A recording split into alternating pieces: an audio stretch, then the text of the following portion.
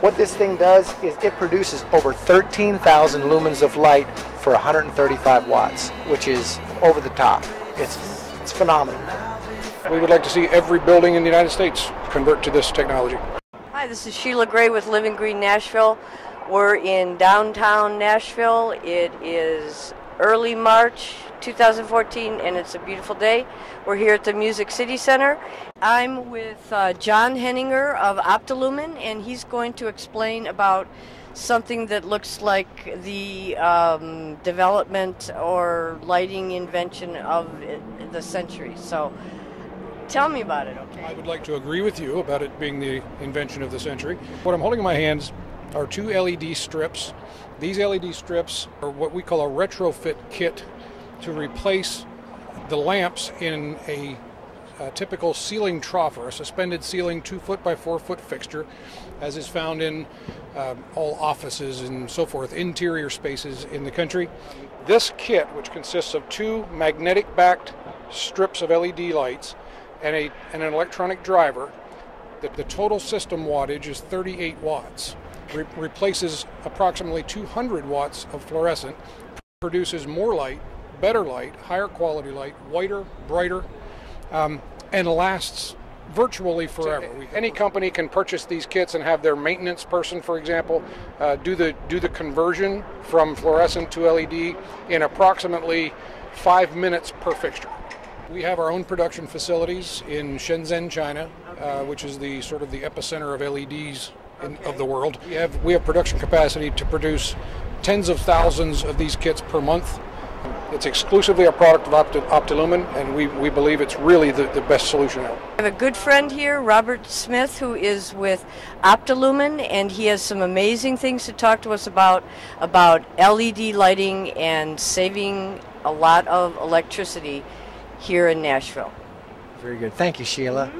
It's a pleasure to be here in Nashville today in front of the Music City Center. What we're showing off here today is our canopy fixture, and this unit right here replaces a 450 watt metal halide light that you would see in a typical gas station.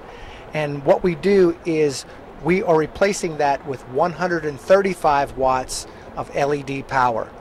And the way that we're able to replace 458 watts with 135 watts is a LED chip that is behind this lens.